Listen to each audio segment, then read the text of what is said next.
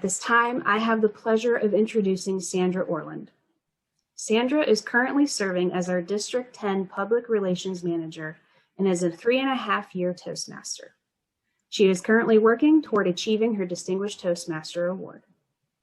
In 2019 and 2020, she was awarded the Triple Crown, Visiting Victor at Gold for Area 54, Online Ovation for Area 54, Above and Beyond, and Area Director of the Year. In her professional life, she is an IT solution architect at Progressive Insurance. Prior to her 20-plus year career in information technology, she was a research assistant at Case Western Reserve University in the Howard Hughes Colon Cancer Research Laboratory for 6 years, where she focused on cell culture, molecular biology techniques, and executed experiments based on mutations of cellular pathways in apoptosis.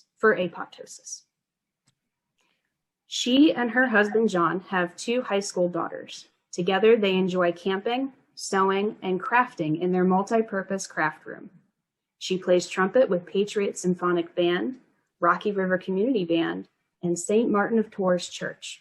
She also arranges music for additional wind musicians in her church.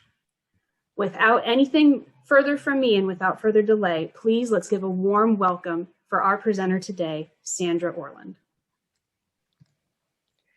Thank you so much, Madam Toastmaster Megan, and part of my co-host team. I would like to also thank at this time Megan Kohler and Tracy Tuma as my partners in crime in our session today, and I really appreciate you and them. Thank you so much. Have you delivered a message to an audience and wondered if they remembered anything you said? Maybe you've forgotten what you said. I know there's been quite a few presentations when I was a beginning Toastmaster that I blocked out. I couldn't remember what I said on stage. I don't even know what you call that. It's not beginner's fright. It might be an association issue. Maybe it's trauma, but trauma makes you remember things a little bit tighter. Recall in your past some significant events that have happened. Perhaps you were around when you saw 9/11 happen. Maybe you remember and recall the exact moment where you were when the buildings came down. Maybe you remember exactly where you were when you heard the news, everything's going to be shut down. You'd have to stay home. And then to remember what happened next. Those instances of trauma have a greater attachment to our memory centers than what you'd remember, what you'd think about. How about happier times? How about the birth of your child? Or becoming a grandma for the first time? Or maybe a neighbor who maybe just bought a new car. And you remember when that car went up their driveway and you were astonished and saying, wow, that's a great car. But you remember that day because of the association of that car. In this session today, I will help you create those instances of memory that'll help associate with your topic and to reach your audience so they'll remember what your message is. Not only will you be remarkable and emotive by expressing some emotion, but you'll also be memorable.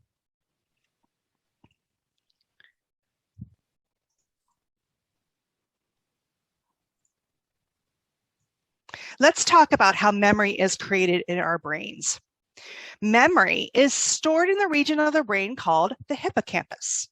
Hippocampus because it kind of looks like a horseshoe when you take it out of your brain. I'm not saying you should take your hippocampus out. No, not at all. And in fact, they did that.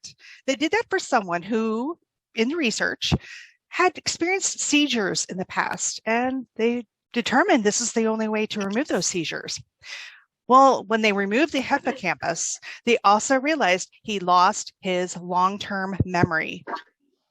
He had only a few minutes of memory, but that was it. The hippocampus is shown here in red, in your brain. And this is a photo realization. I didn't go and do an MRI in somebody's brain and get this picture to happen. This is an illustration to show you where in your brain you start developing those memories and how your hippocampus then creates the right proteins that gets sorted into the rest of your brain and your cortex. And this is where you can find some more information about your hippocampus and how your brain makes memories. So how does memory work? And I'm going to give you a few tricks here along the way as we talk about memory and how you can use it to your best advantage. You can say we're going to hack our memory a little bit, but not just our memory, the memory of your audience. And I'm not talking about false memories either. There's some research about false memories where in instances, people are going through some therapy or some discussions of how they went through an incident in their lives and maybe be given suggestive information that would plant in different memories than they really experienced. That's not what I'm talking about here today. I'm talking about things that you can give to your audience that help them work just a little bit more to sew in those memories into their brain. Memory is the ongoing process of information retention and over time. And this is from Harvard Education. How we're talking about memory, it's working through three mechanisms: encoding, storage, and recall. Just like a computer, if you're familiar with computers, how you work it, you're encoding it or programming it, perhaps, and there's different ways to program it. Storage, you could just think of where you put your silverware in your kitchen versus where you put your junk drawer in your kitchen. Yeah, I know you all have one too. The junk drawer gets crazy. Can you find anything in there? Absolutely, when you're not looking for it. And then recall. How do you retrieve or recall your memories as you build your memories? The encoding mechanism is through conscious perception of sound, images, and a physical feeling or sensory details. When you tell a story and you start talking about the scene, talk about all these elements of what you see. I walked into a field of flowers. The perfume aroma just hit me in the face, and I was renewed with each breath I took. That kind of imagery will stay with you a lot longer than I saw this car pull up the street. What color was it? I don't know. It was a car. Some of our memories will remember different things. If you can detail the items of your story, of the perception of what you saw, the feeling, and some emotion between encoding that mechanism, it's going to help build that message. An element of emotion also plays a part in the encoding process. For example, there is a story about two boys growing up. One of them had a disability and the other one did not. The one that did not had great resentment over his brother. That right there, that story made me feel really upset because growing up, I had a brother who had a disability. Did I resent him? Absolutely not. And without even thinking, I knew when I had a relational segment with that story of we didn't exclude him with anything. We made the events happen so he can also participate. It wasn't that we couldn't go running. We made sure that where we were going was accessible for him as well, without even thinking. So the stories of how those things come about are really important for us to build that whole picture so we can have relationships. If you know there's someone in your audience that I'm sorry, there is some background noise. If we can mute that, please. Yep. Thank you so much. Next, our storage mechanism. Where did we put our silverware versus where did we put our junk drawer? There's a couple different ways that we store memory. We have short-term and we have long-term storage. The short-term is under time and attention. The more attention that you have of your audience for the periods of time, is going to have a great deal about how they're going to store this memory. If you come in excited with a Snapchat filter like you're a cat, oh, they're going to remember that.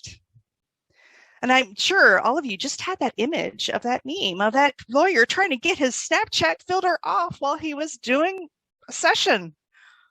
I remember that. I can't forget it because that visual was so key with what was happening. And it was kind of funny at the same time. So that involved some emotion. Short-term memory also includes 5 to 9 pieces of information. That's all our memory can hold for a short period of time. My rule of thumb is give me 3 things, and then I got to write them down. Because I'm going to forget them, just like your shopping list. Milk, bread, butter. Oh, you want hamburgers too? Forget that. I got to write this down. I'm not going to remember that. So keep in mind of those pieces of information as you develop your information to be memorable. Long-term memory has immense storage capacity. Think of the cloud. Storing all your information in the cloud and not just in your head helps retain usage over time. Also with long-term memory, you've got some visual and acoustic encoding with that long-term memory.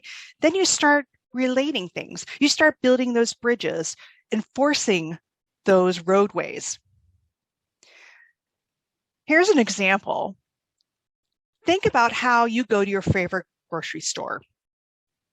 Doesn't matter which one, your grocery store that you happen to shop. Can you think about how you get there? Think about the first time you've gotten there. Maybe you took a different route. Can you remember going that same route again? Or do you take the same route? Do you not have to think about what street name you turned down? That's called repetition. And over repetition and rehearsal helps reinforce your pathway. Well, your pathway in your brain too. Just as where you always know where the silverware drawer is in your kitchen, where your junk drawer is in your kitchen. But what's in it, I can't help you with that. Maybe you need to reorganize, we need to reorganize our brains at times. When we build those connections, we build those bridges to point A, to point B, to point C, and reinforce that over our message. It's going to be held longer and it's going to be more memorable. And thirdly, retrieval and recall. Based on how memory is stored, there's individual differences between these. One is short-term is usually sequential. When I said 1, 2, and 3, think of it like a library. I know I put my silverware in this first slot here, and then I put my spoons in the next slot, and then I put my knives in the next slot. If someone puts the knives and the spoons, I don't know what to do with that. I'm like, that's wrong. That's in the wrong order. I don't know what kind of silverware that is. Over time, you always put things in the right order. So when you consider things that you need or things that you need to deliver, think about the order in which you deliver them to help that recall with your audience. Then long-term is more about associating. As we talked about the story, think about your audience and how they would associate themselves in your story or in your message. I talked earlier about a field of flowers and the aroma of that smell. If you can think about or even describing that smell, the sweet smell of roses and honeysuckle as you took each breath. Maybe it had just rained and you smell the dew on the cement. Or maybe there's a bunch of earthworms coming up. That's not really a good smell. But can you associate that? Can your audience associate those with the long-term message of the memory? Now, keep in mind, this is kind of prone for error over time. And I'm going to show you an example.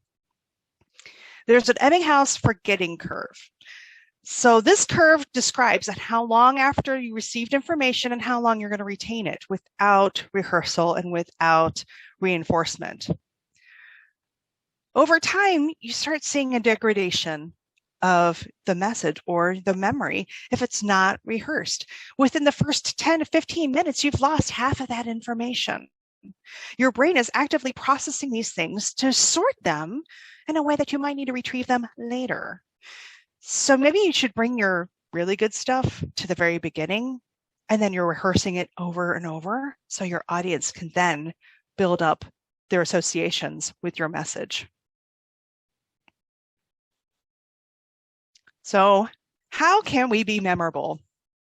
Well, there's an alertness factor. Alertness is that reticular activating system in your brain. That's a long word, reticular activating system. That's the process in which your brain starts putting things into motion into the rest of your brain to help you remember. How you are alert. So before we started this session, if you remember, we were doing a little bit of chair yoga. Maybe we were standing up and stretching. We were laughing a little bit. That improves interaction and alertness. Maybe a little bit of laughter yoga, as one of my fellow Toastmasters has done with their audience.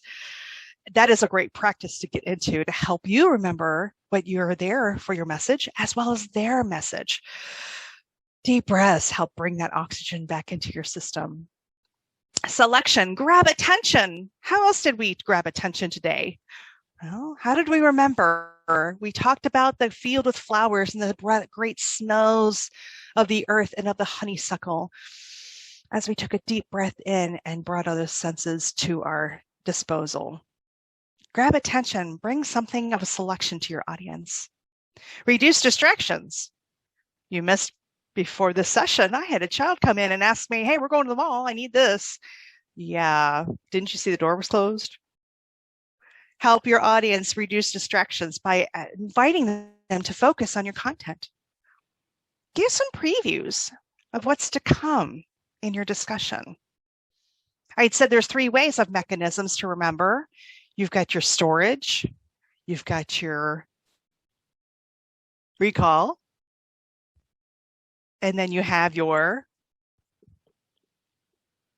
anyone?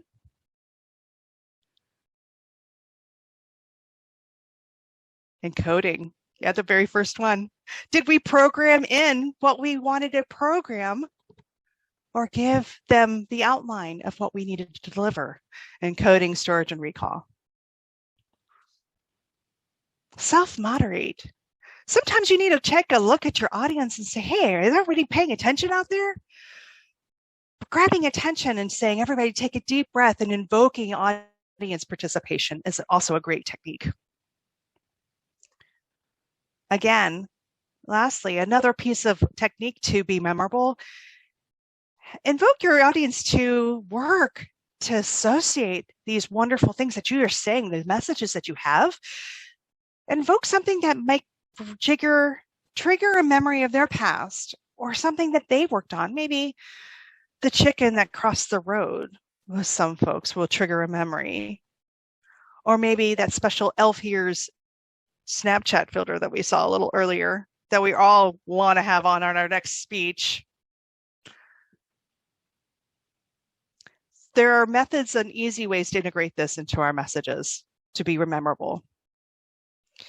At this time, I would like to help us practice through group delivery and some feedback, and maybe of structuring a message. And I know maybe you came today with a thought of how you have a message and how you'd like to give that message. Think about your last presentation you delivered. What was the key element in that message? How could you get that back to your audience? How can you make that memorable and relatable so they'll take that and bring it inside? The joy of a new child in your life, a joy of a new pet, but then the lack of sleep because you're getting up every hour to help them go outside.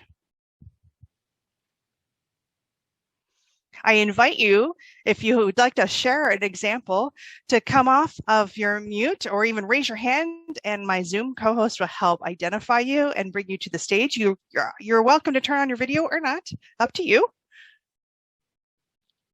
And we could work together. I see Annette's hand is up. Annette Palmer. Go ahead, Annette. Last week I did a speech on mentoring. It was my mentoring project in my past. And what I did was I gave examples of people in our club that mentored each other. And they were funny examples too, because, our mentors say, guess what? You're speaking next week, kind of thing.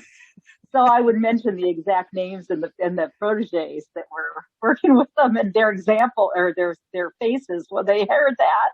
And then, if they chickened out, it would be a very uncourageous move on their part. So mentioning names, I think, might be memorable.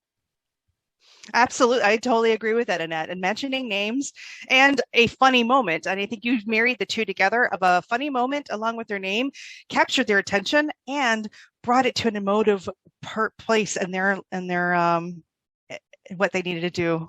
Thank you, Annette, for sharing. Any other brave souls that would like to share? Yes, Miki.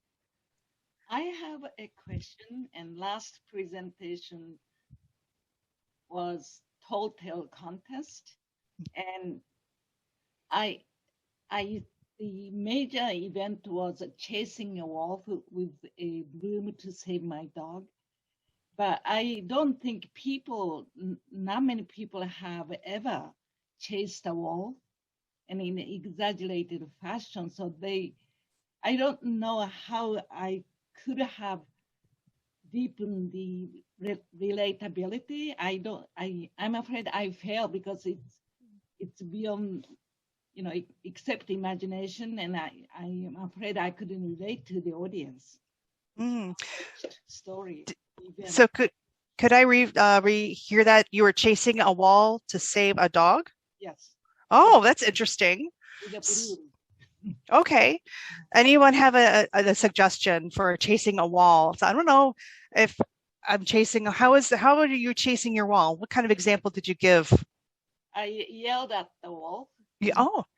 And then it swung the broom at it, and so it turned around. It wasn't afraid of me.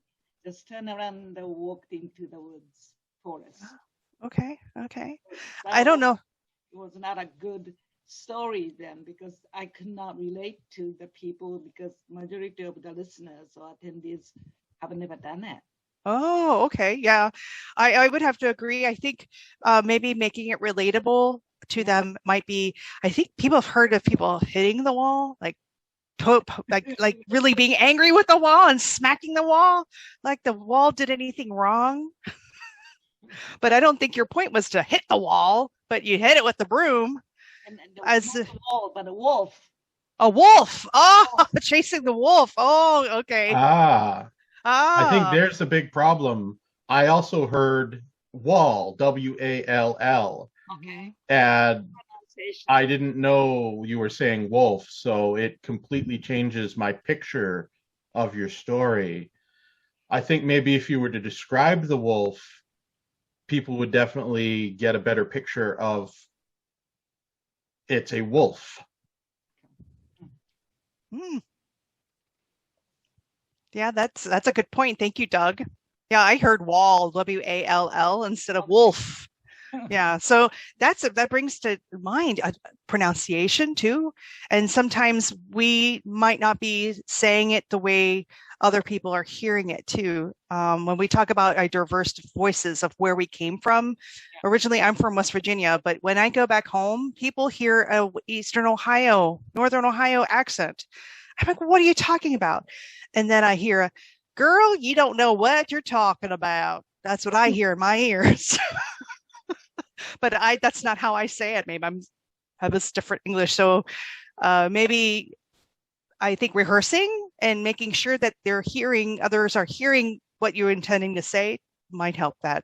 Yes. Thank you, Mickey, for sharing. Sorry that we couldn't understand wolf and wall, but maybe now I hope that brought you some sunlight.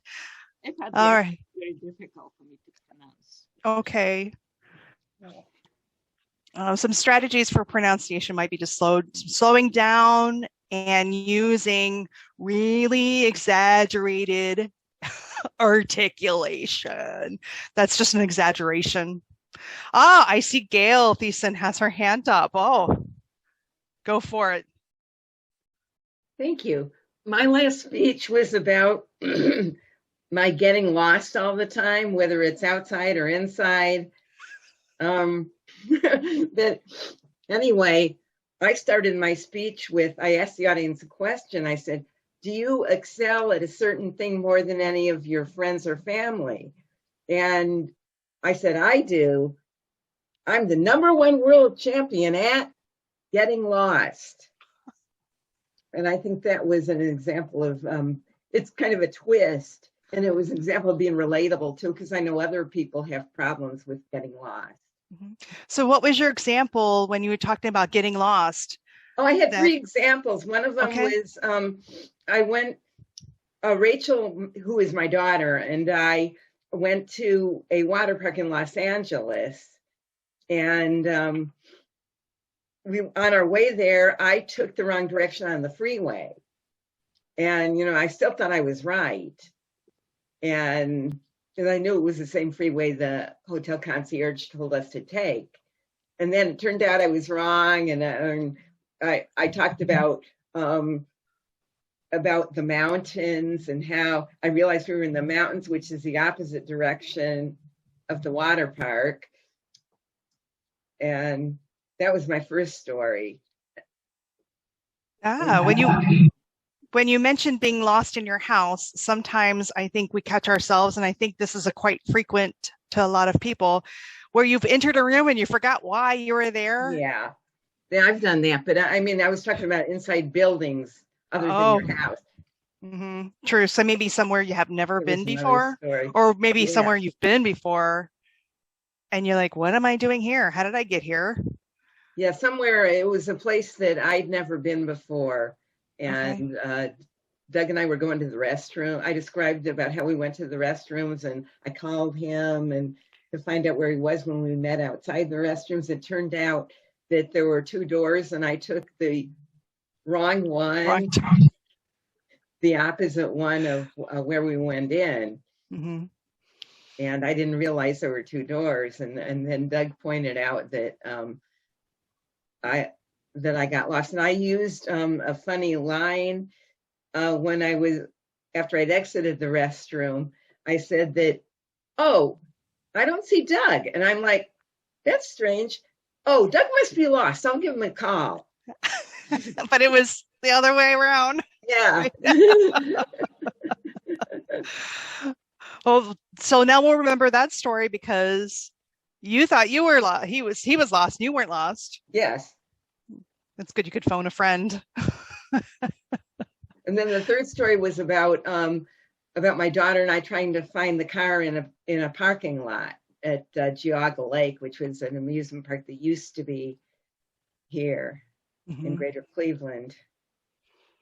Oh, very good. We've got time for one more share. If anyone would like to share their last memorable or something to make more memorable, we could all kind of chip in.